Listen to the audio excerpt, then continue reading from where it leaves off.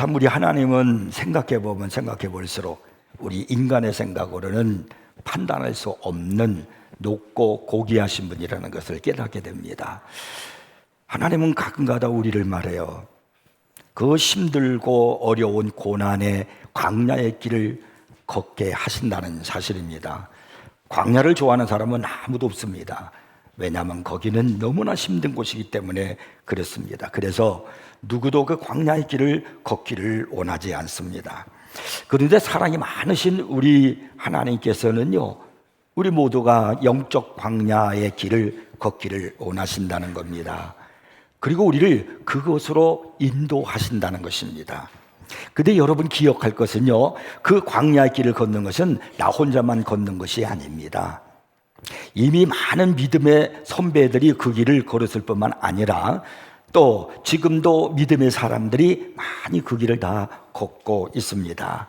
성경에 보면은 광야에서 그 길을 걸었던 사람들의 발자취가 많이 이렇게 기록이 되었습니다. 무엇보다도 예수님께서 광야를 걸으셨습니다. 누가복음 4장 1절 말씀 보면은 예수께서 성령의 충만함을 입어 요단강에서 돌아오사 광야에서 40일 동안 성령에게 이끌리시며 라고 이렇게 말씀하고 있습니다. 예수님께서 40일 동안 광야길을 걸으셨다, 그런 얘기입니다. 성경에 보면은 동방 사람 중에 가장 훌륭한 자라고 부를 만한 사람의 이름이 등장하는데 그 사람의 이름이 욥이라고 하는 사람입니다. 얼마나 이 사람이 믿음이 좋고 경건한 사람이었으면 하나님이 다 천사들 앞에서 천국에서 심지어는 사탄 앞에서 내가 동방의 의인 욥을 유의하여 보았느냐, 그처럼 악에서 떠나고 나 여호와를 경외하는 사람이 없느니라, 이렇게 칭찬할 정도로 욥은 하나님 앞에 기쁨이 되고 영광이 되었습니다. 근데 그런 그가 하루아침에 재물과 자식과 건강과 그리고 아내의 지지까지 모든 것을 다 잃어버렸습니다. 심지어는요, 그가 참 티 없이 의롭게 그렇게 살아왔는데 친구들이 자기에게 찾아와서 위로한답시고 찾아와가지고는 오히려 너 혹시 뭐 죄 지은 거 아니야? 남모를 죄 지은 거 아니야? 그러면서 의심을 받는 그런 상황에까지 이르게 되어졌습니다. 너무나 또 큰 고난의 길을, 광야의 길을 그가 걷고 있었습니다. 그래서 욥은 이 광야가 얼마나 힘들고 낙담이 되었던지 자신이 아예 태어나지 않았으면 좋을 뻔했겠다라고 그렇게 성경에 기록하고 있습니다. 모세는 누구보다도 광야를 참 잘 아는 사람이죠. 그는 바로의 궁전에서 왕자로 자랐지만은 애굽 사람을 죽인 뒤로 광야로 도망을 쳤습니다. 그곳에서 40년 동안 양을 치던 중에 불타는 떨기나무에서 하나님을 만났습니다. 그리고 모세는 애굽으로 돌아가서 이스라엘 백성들을 데리고 나와서 광야 생활을 하게 되었습니다. 여러분이 잘 아시는 대로 40년 동안 광야길을 계속 걸었다는 이야기입니다. 그뿐만이 아니요, 다윗도 광야길을 걸은 사람입니다. 사무엘이 다윗이 차기 왕이 될 것이라고 예언했지만은 그 직후에 다윗의 인생이라고 하는 것은 이루 말할 수 없는 고난의 길이었습니다. 그가 걷는 길은 광야였어요. 날마다 도망 다니는 겁니다. 그래서 사람들이 다윗이 저 광야에 있나이다. 그러면은 사울 왕이 300명의 군사를 거느리고 다윗을 막 찾으러 가고 그러는 거예요. 그는 왕위를 준비하면서 당한 일들이라는 것은 굴의 어두움, 광야의 고통 속에서 그가 매일같이 힘들게 살았다는 거예요. 그런데 다윗은 그런 광야 생활을 하면서 그가 깨닫고 경험한 것이 있어요. 내가 믿는 하나님은 목자여 힘이시고 해시고 방패이시고 그리고 요새이시다라는 겁니다. 사도 바울이 신학의 많은 부분을 차지할 정도로 그가 신비한 능력을 얻었고 하나님의 은혜 속에 살았습니다. 그가 그렇게 된 것은 다메섹 도상에서 예수님을 만나고 그 즉시로 그렇게 된 것이 아닙니다. 그는 다메섹 도상에서 예수님을 만나고 난 다음에 가장 먼저 한 일이 뭐냐면 아라비아 광야로 들어갔습니다. 그가 먼저 자기가 그렇게 되고 변화되고 난 다음에 예수님을 만나고 났으면 신비한 체험을 했으면 누구보다도 먼저 예루살렘으로 가서 예루살렘 교회에 가서 거기 예수님의 제자들 많은 사람들 앞에서 나 예수 만났습니다. 내가 영광의 빛 예수님을 만나고 내가 변화되었습니다. 막 간증하고 싶을 거예요. 그런데 이 사도 바울은 그렇게 하지 않았어요. 그가 다메섹 도상에서 예수님을 만나고 그리고 난 다음에 한 일이 뭐냐면 아라비아 광야로 3년 동안 들어가서 거기서 훈련을 받고 신비한 경험을 하고 하나님과 교제하는 그런 시간을 그가 가졌습니다. 이렇게 광야에는 믿음의 선배들이 걸었던 많은 발자취들이 있습니다. 우리는 오늘 그 발자취를 보면서 하나님께서 내게 허락하신 광야의 길이 있다면 그것이 하나님의 뜻인 줄 알고 순종하며 우리도 그 길을 믿음으로 걸어가야 할 줄로 믿습니다. 광야의 가장 멋진 점이 뭐냐면 하나님은 자신을 새롭게 우리에게 나타내 주신다는 것입니다. 이사야 선자의 한번 말을 들어보십시오. 이사야서 5장 51장 3절에 이렇게 말하고 있습니다. 나 여호와가 시온의 모든 황폐한 곳들을 위로하여 그 사막을 에덴 같게 그 광야를 여호와의 동산 같게 하였나니 그 가운데 기뻐함과 즐거움과 감사함과 창화하는 소리가 있으리라. 우리 하나님은 광야에서 사막을 에덴 동산 같게 하시고 그리고 광야도 역시 에덴 동산 같게 그렇게 하신다는 거예요. 그래서 사람들이 그 광야에서 어떤 일이 벌어지냐면은 기뻐하게 되고 즐거워하게 되고 감사하고 막 창화하는 그런 하나님을 향한 영광을 돌리게 된다는 거예요. 그래서 우리가 광야에서 우리가 누리는 것은 하나님에 대해서 새로운 점을 발견하고 감사하게 된다는 겁니다. 근데 여러분 이사야서 45장 15절에 보면은 이런 재밌는 말씀이 있어요. 구원자 이스라엘의 하나님이여 진실로 주는 스스로 숨어 계시는 하나님이시니이다. 하나님이 숨어 계시는 분이시라는 거라고 이렇게 말씀합니다. 이상하지 않습니까? 왜 하나님은 숨어 계시는 분일까요? 인간이 이 세상에 살면서 경험하는 게 뭐냐면 세상 것들의 세속에 취해 살고 있는 겁니다. 그러다 보니까 마음도 빼앗기고 눈도 빼앗기고 귀도 빼앗겨서 하나님을 바라보지 못하는 겁니다. 그런데 광야에 내가 가게 되잖아요. 그러면 세상 것이 하나도 보이질 않아요. 그러니 세상 것에 눈도 빼앗길 일도 없고 마음도 빼앗길 일도 없고 귀도 빼앗길 일도 없어요. 그 광야에서 내가 경험하는 것은 뭐냐면 하나님을 향한 굶주림과 갈증을 얻게 되는 겁니다. 그래서 하나님을 찾게 되고 하나님을 바라보게 되는 겁니다. 이것이 광야에서 얻게 되는 은혜요 새롭게 되는 하나님의 사랑이라는 겁니다. 그래서 우리가 하나님이 스스로 숨어 계신다라고 하는 것은 세속에 빠져서 세속의 마음을 빼앗기고 있으면 하나님이 숨어 계시는 하나님처럼 보이지만은 내가 광야 생활을 하게 되잖아요. 고난의 길을 걷게 되잖아요. 그러면 여호와의 말씀이 내게 고난이 확성기처럼 들리는 거예요. 하나님이 보이시는 겁니다. 자, 오늘 본문은 이스라엘 백성들이 왜 광야를 통과하게 되는지 하나님이 그 이유를 설명하는 내용입니다.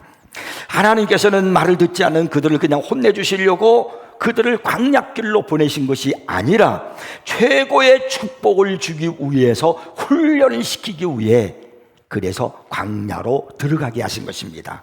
하나님께서는 이스라엘 백성들이 광야에서 훈련받은 대로 살기만 하면은 가나안 땅도 차지하게 되고 이 세상에서 받지 못할 복이 없다라고 말씀하셨습니다. 오늘날 우리 그리스도인들이 여러 가지로 많은 어려움을 겪고 있죠. 결코 편안하게 사는 사람들은 없습니다. 우리 중에 지금도 시련과 고난과 눈물과 한숨 속에 있는 분들이 많이 있을 거예요. 왜 그런 일이 나에게 있는가? 그것이 바로 하나님이 내게 허락하신 광야의 훈련입니다. 우리가 알아야 할 것은 하나님의 백성들이 최고의 복을 받으려면 반드시 이 광야의 길을 걸으셔야 된다는 겁니다. 그런데 여러분 어떤 성경에 보면 어떤 사람들은 광야에서 죽도록 고생만 하다가 인생을 끝나버리는 사람들이 있어요. 이스라엘 백성들이 여러분이 잘 아시는 대로 40년 동안 광야 생활을 했잖아요.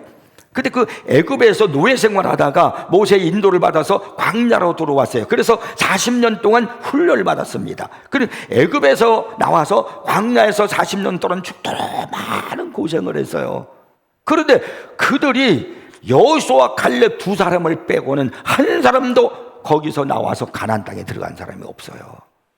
불평 원망하다가 죽도록 고생만 하다가 광야에서 다 죽었다 그랬어요. 이스라엘 애굽의 출애굽 2세라고 할 수가 있겠죠. 광야에서 태어난 사람들만, 그들만 가나안 땅에 들어갔습니다. 그래서 우리가 알아야 될 게 뭐냐면, 하나님께서 광야를 통해서 우리에게 훈련을 시킬 때 여러분 잘 배우셔서 끝까지 인내하셔서 우리가 승리하고, 그리고 하나님이 예비하신 은혜를 누리는 것이 중요합니다. 근데 하나님은 가끔가다 우리들을 광야길로 인도하신단 말입니다. 이스라엘 백성들이 애굽을 나왔어요. 이제 그들이 가는 목적지가 적과 꿀이 흐르는 가나안 땅이잖아요. 근데 그 가나안 땅까지 가려면 홍해길로 이렇게 돌아서, 해변길이죠. 해변길로 이렇게 쭉 가면은 늦어도 14일이면 가요. 2주면 도착을 합니다. 근데 하나님께서 그 길로 딱 이스라엘 백성을 그 길로, 이제 모세가 그 길로 인도하러 가려고 이렇게 딱 가는데, 출애굽기를 13장에 보면은 하나님께서, 여호와께서 이스라엘 백성들을 거기서 싹 돌려서 홍해길로 가게 하셨다, 이렇게 성경이 기록하고 있어요. 그 길로 가면은 이제 14일이면 가요. 근데 하나님은 그 길을, 이스라엘 백성들이 가는 길을 싹 돌려서 홍해길로 가게 하신 거예요. 그래서 그들로 하여금 홍해를 건너고 광야로 들어가게 하신 겁니다. 이 돌렸다라는 말은 하나님의 의도가 있다는 이야기가 아니겠습니까? 그리고 하나님은 그들로 하여금 광야를 집어넣어서 고생 좀 해봐라, 너희들 어려움 좀 당해봐라, 그런 것이 아닙니다. 하나님께서 그들을 왜 광야로 돌려서 왜 광야로 들어가게 하셨는가, 가장 중요한 전체적인 하나로 그 목적을 얘기한다면, 그건 하나님의 그 백성들이 성숙하게 되게 하기 위해서 그런 겁니다. 그들은 애굽에서 430년 동안 노예 생활했던 사람이에요. 그렇기 때문에 노예로 살았던 사람은 정신과 육체와 영혼, 모든 것이 지금 아주 그냥 찌그러들어 있었던 상황입니다. 그런 사람들이 광야 훈련을 하면서 하나님의 자녀로 성숙해지게 하기 위해서 하나님이 광야 훈련을 하신 겁니다. 그러나 오늘 성경을 통해서 볼 때 궁극적으로, 구체적으로 하나님께서 왜 이스라엘 백성들을 광야길로 걷게 하셨는가, 세 가지로 우리가 발견할 수 있습니다. 그 첫째가 바로 뭐냐면, 광야로 이끄신 분이 하나님이심을 알게 하시기 위함인 겁니다. 여러분이 평생 노예 상태에서 막 해방된 이스라엘 백성 중 한 명이다, 이렇게 한번 생각해 보십시오. 여러분은 거세게 소용돌이 치는 지금 홍해를 건너는 거예요. 양쪽에 물결이 벽을 치고 있어요. 그 벽 사이로 마른 땅이 되어가지고 반대편을 광야를 향해서 지금 그 사이로 걸어가고 있는 거예요. 이건 기적 같은 일 속에 흥분이 되지만은 두렵기도 하겠죠. 그 흥미진진한 그 모험을 하면서 그 길을 지금 걸어가고 있는 거예요. 자, 여러분을 그 보호해 주었던 그 물이 벽이 되어서 이제는 이스라엘 백성들이 다 건너갔더니 그 애굽의 병사들을 싹 그냥 그 물로 적을 삼켜버리는 그 장면을 그들이 보게 되는 겁니다. 그들을 평생 괴롭혔던 그 애굽인들이 그 홍해물에 의해서 영원히 그 땅에서 사라져버리는 겁니다. 여러분은 하나님이 주신 그 순간의 승리와 구원의 기쁨을 이기지 못해서 가만히 있지 못하고 춤을 추며 찬양을 하며 손을 흔들고 그랬지 않았겠습니까? 그 순간에 그냥 가만히 있었던 사람이 있다면 그건 뭐가 분명히 잘못된 사람일 거예요. 그 엄청난 순간이잖아요. 하나님이 여러분의 편하심을 똑똑히 알고, 그리고 그 천하무적이 된 기분을 그렇게 갖기 위해서 그런 이제 하나님께서 기적을 베푸신 거예요.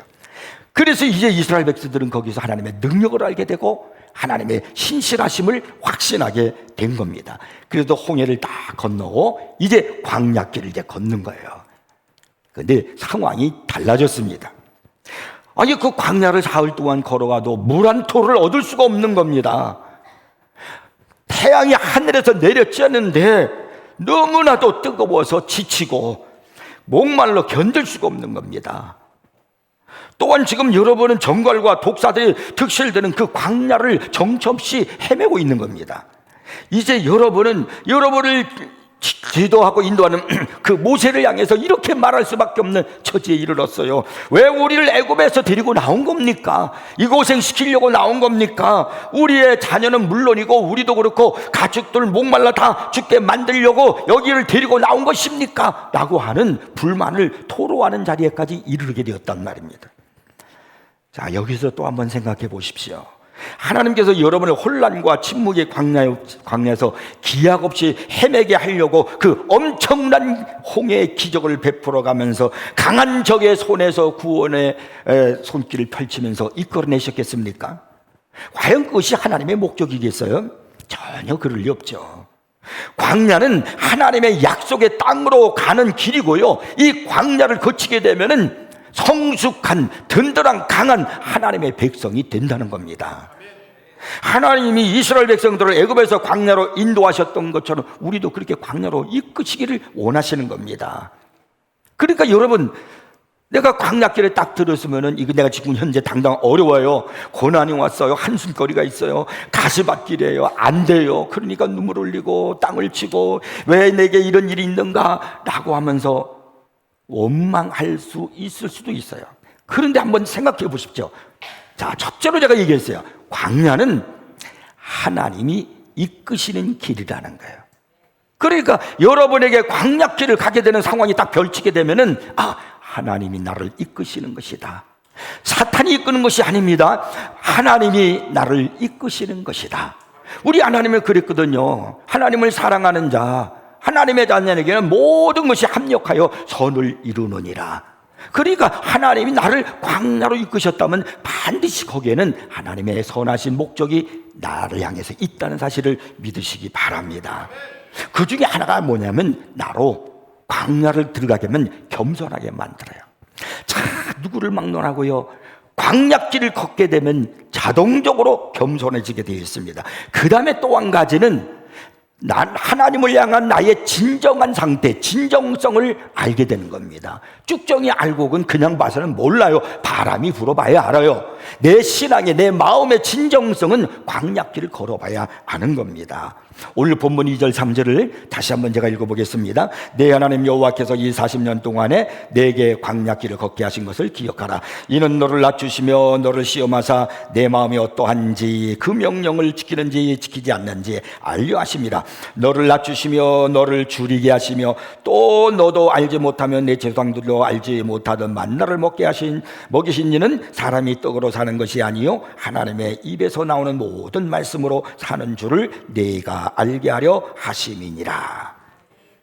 그러니까 하나님께서 우리를 겸손하게 만드시는데 어떻게 겸손하게 만드냐면 우리를 낮추시고 줄이게 하시며 또 너도 알지 못하며 내 조상들도 알지 못하던 만나를 내게 먹이셨다는 겁니다. 하나님은 우리에게 굶주림을 통해서 당신의 백성들을 겸손하게 만드신다는 거예요.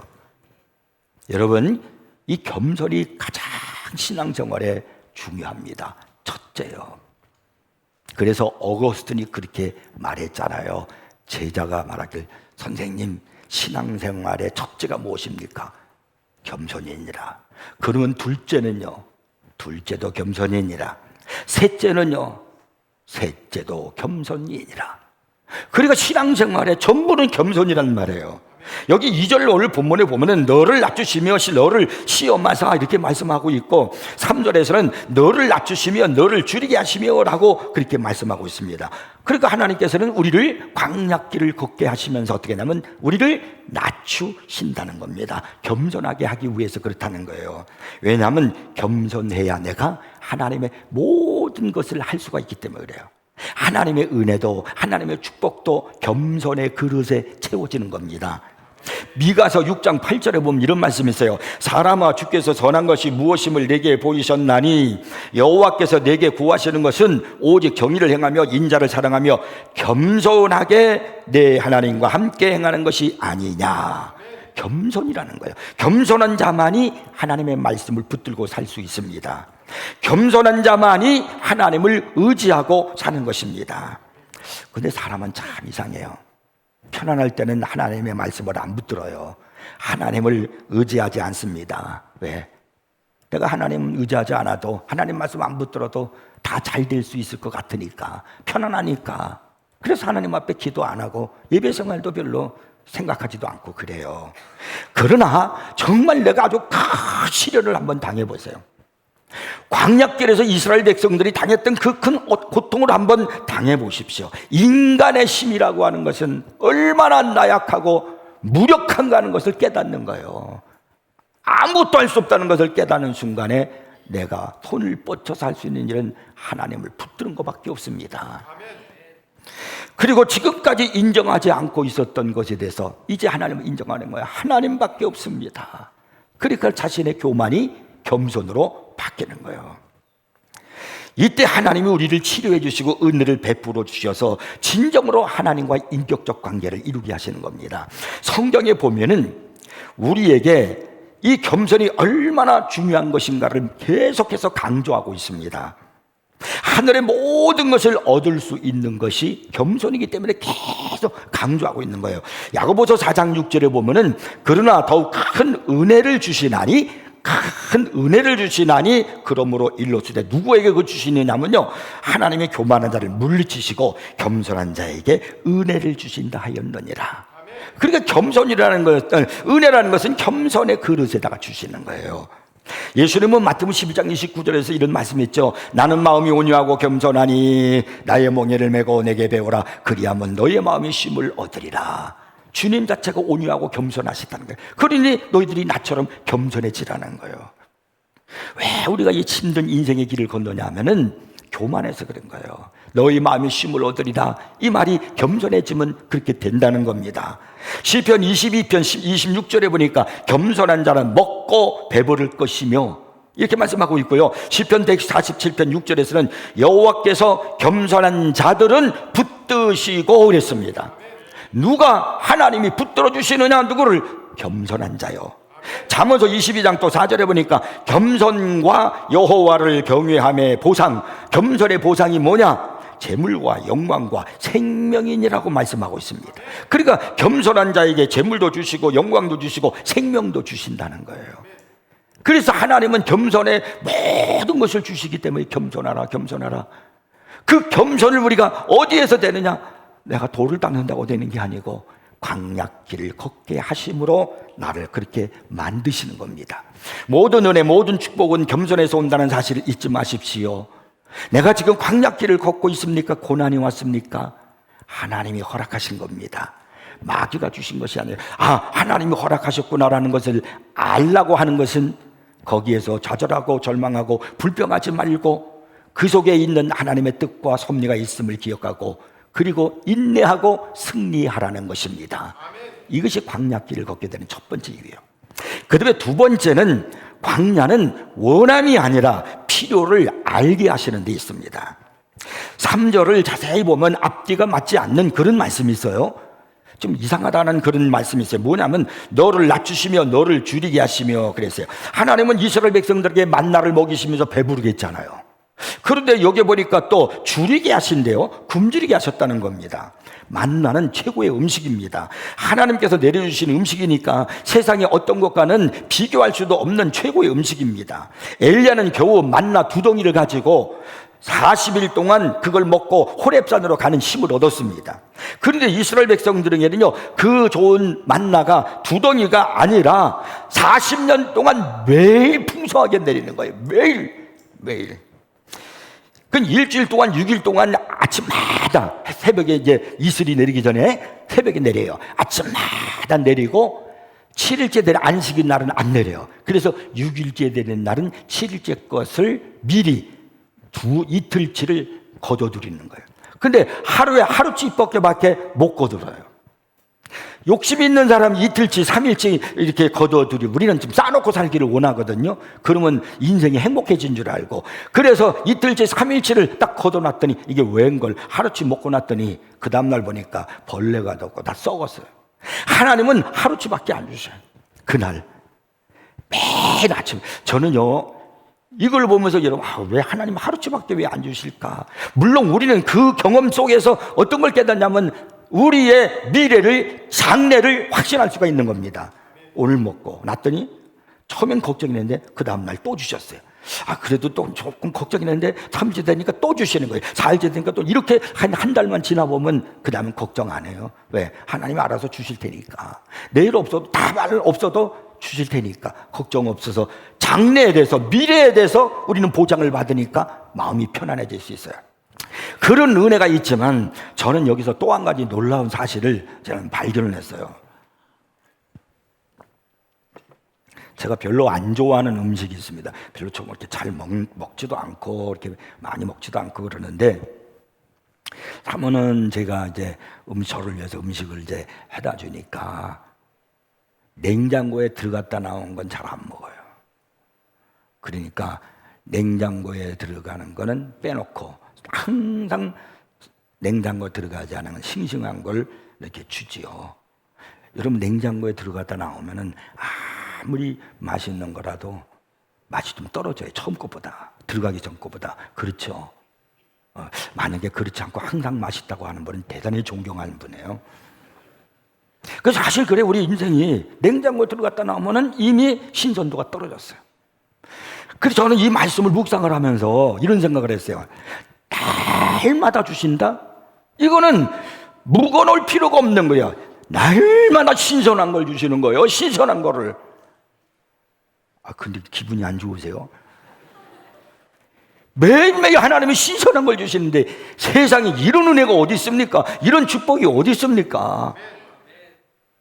항상 신선한 걸 줘요. 벌레 먹은 것이 아니고 항상 신선한 걸.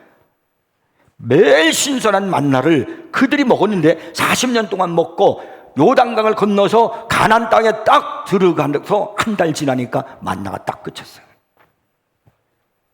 그런데 그들이 늘 배불리 먹을 수 있게끔 하나님 주시잖아요. 근데 성경이 뭐냐면 너를 줄이게 하시며 그랬어요. 이상하잖아요. 만나를 이렇게 매일 주시고 만나만 주신 게 아니에요. 하나님은 그들이 혹시 단백질이 좀 부족할까 봐 고기를 먹어야 되겠다, 메추라기를 주셨어요. 메추라기를 주셔서 뭐 아침에 나가보면 메추라기들이 막 쌓여 있는 거예요. 그래서 그걸로 단백질 보충을 하는 거예요. 물을 주시는데 그냥 개울가 가지고 물을 떠온 게 아니에요. 반석에서, 이 반석에서 물이 나오는 거예요. 하여튼 어디서든지 이 바위에서 나오는 물은 그건 생수예요. 그건 좋은 물이에요. 근데 하나님이 반석에서 주신 물이니까 사람이 하여튼 좋은 물을 먹어야 건강해지는 겁니다. 광야에서 이런 걸 먹고 사는데, 근데 성경이 뭐냐면 너를 줄이게 하시며 너를 배부르게 하시며 이래야지 되는데 왜 너를 줄이게 하시며 라고 말씀하고 있을까요? 하나님은 왜 도대체 어떤 줄임을 여기서 말씀하고 있는 것일까요? 이 점을 이해하기 위해서 여러분들이 이스라엘 백성들의 상황을 한번 생각해 보자는 겁니다. 자, 그 다음날 만나 신선해요. 그 다음날 또 만나. 자, 그럼 바꿔서 여러분이 아침에 식당에 나왔는데 빵 나왔어요. 저녁에 먹으려 했더니 빵이 나왔어요. 그 다음날 아침에 먹으려 했더니 또 빵 나왔어요. 저녁에 먹으려 했더니 또 빵 나왔어요. 이러기를 일주일 동안 빵만 먹었어요. 이제 새로운 게 나올까가 그랬더니 웬걸 한 달 동안 빵만 먹는 거예요. 이렇게 먹는다고 생각해 보세요. 거기에는 버터도 없어요. 치즈도 없어요. 야채도 없어요. 그리고 빵만 먹고 나도 그래도 마지막에 빵 먹고 커피라도 한 잔 마시라고 주면은 그 빵 맛이 참 좋을 텐데 그런 것도 없어요. 그냥 40년 동안 빵만 먹는 거예요. 그냥 아침이고 저녁이고 아침이고 40년 동안. 그러면 어떨까요? 이게 줄이고입니다. 지금 여기 성경에서 주님 말씀하는 너를 줄이게 하고라는 말씀이 이 의미예요. 존 비비어 목사님이 전도사 시절 때 청소년 사역을 하면서 56명의 청소년들을 데리고 트리디나드라고 하는 그 아프리카로 선교 사역을 떠났습니다. 이 트리디나드 교회에서 교인들이 그들에게 식사를 제공했는데 그들은 그냥 최선을 다해서 친절하게 음식을 만들어서 대접을 하는 겁니다. 근데 요리가 뭐냐면 그 식사가 닭고기였습니다. 근데 문제가 뭐냐면 매일 닭고기요, 매일. 아침에도 닭고기, 점심에도 닭고기. 물론 거기에는 채소도 이렇게 좀 있고 요리를 이제 가져오는데 똑같은 게 아니죠. 오늘은 닭도리탕, 내일은 또 이제 그 닭백숙 뭐 이렇게 만들어 좀 요리를 좀 변화시켰지만은 항상 8일간 닭만 먹고 사는 거예요, 그들이. 그랬더니 8일째 끝난 날 이 목사님의 한 아이가 집에 오자마자 엄마한테 이야기를 하는 겁니다. 오늘 저녁 메뉴가 뭐죠? 그랬더니 닭이지. 그랬더니 그냥 벌컥 화를 내면서 나 햄버거 먹고 싶어. 이게 무슨 얘기인 줄 아십니까? 지금 자기가 줄이고 있는 거예요. 우리는 충분히 먹었다고 생각했는데 그가 줄이고 있는 거예요. 그러니까 트리드고드나드에 이 갔다 왔던 이 목사님의 일행들이 불평하기 시작한 거예요. 근데 40년이라니 상상이 갑니까? 4년도 아니고 40년 동안 똑같은 음식을 먹었다. 여기에서 하나님의 백성들이 이제 줄였다 하는 것이 무엇인지를 아셔야 됩니다. 이게 뭐냐면, 지금 그들이 줄인 게 뭐냐면, 필요한 것은 하나님이 그들에게 채워주셨어요. 그들이 줄인 게 뭐냐면 원하는 거예요. 아, 나 햄버거 먹고 싶어. 그건 자기가 원하는 거야. 오늘 우리가 신앙생활을 하면서 잘 생각해야 되는 게 이겁니다. 광야 생활을 하면서 하나님이 우리에게 가르치는 게 뭐냐면, 원함에 의해서 사는 것이 아니라 필요에 의해서 사는 것을 배우라는 겁니다. 오늘날 다 문제는, 우리가 살아가는데 문제가 이르는 것이 뭐냐면 원함 때문에, 내가 원하는 것이 이루어지지 않기 때문에 그래요. 자, 성경을 읽지 않았지만 4절에는 이런 말씀도 있어요. 40년 동안에 내 의복이 헤어지지 아니하였고 내 발이 부르뜨지 아니하였느니라. 40년 동안 의복이 헤어지지 않았고 신발이 전혀 닳지 않았다. 얼마나 기적 같은 얘기예요. 야, 돈 안 들어서 좋다. 의복값 안 들고 신발값 안 들어 좋다. 그렇게만 여기고 말 것인가? 아니에요. 여러분, 똑같은 옷을 40년 동안 입었다고 생각해 보세요. 40년 동안 매일 똑같은 하루 그냥 매일 입고 다니는 거예요. 그러면 그 옷이 지겹습니다. 입고 싶은 사람 없어요. 똑같은 신발을 40년 동안 똑같이 신고 다녀보세요. 그 신발이 어떤가? 지겨워서 신기 싫을 거예요. 바로 이걸 지금 이야기하는 겁니다. 이스라엘 백성들에게는 필요한 것은 가졌지만 원하는 것은 얻지 못했습니다. 하나님께서 그들에게 필요한 것을 채워주셨어요. 가장 필요한 게 뭐예요? 양식, 단백질, 물, 이런 것들은 필요한 거예요. 그거는 없으면 안 되고 안 먹으면 안 되거든요. 그런데 여러분, 민수기서를 보면은 어떤 말씀이 있는 줄 아십니까? 이스라엘 백성들이요, 하나님 앞에 불평하는 거예요. 우리가 만나로 배불리 먹었지만 이제 너무나 오랫동안 먹어서 이 만나가 지겹다. 우리가 메추라기를 매일 먹었는데 아직도 우리 너무나 많이 먹어서 고기가 이 사이에 껴있다. 지겹다. 그러면서 이렇게 말합니다. 하나님 앞에요. 막 모세를 통해 불평하는 거예요. 우리가 애굽에 있을 때는 부추도 먹고 마늘도 먹고 여러 가지 많이 먹었는데 이제 여기서 그런 것을 못 먹었구나.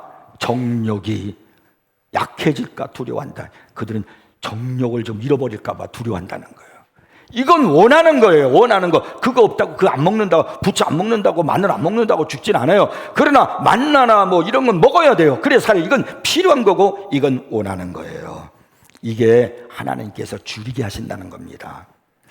우리가 광야길을 걷게 하시는 것은요, 하나님이 필요에 의해서 살아야지 원함에 의해 살지 말라는 거예요. 인간의 탐욕은 다 여러분 이 원함 때문에 생기는 거예요.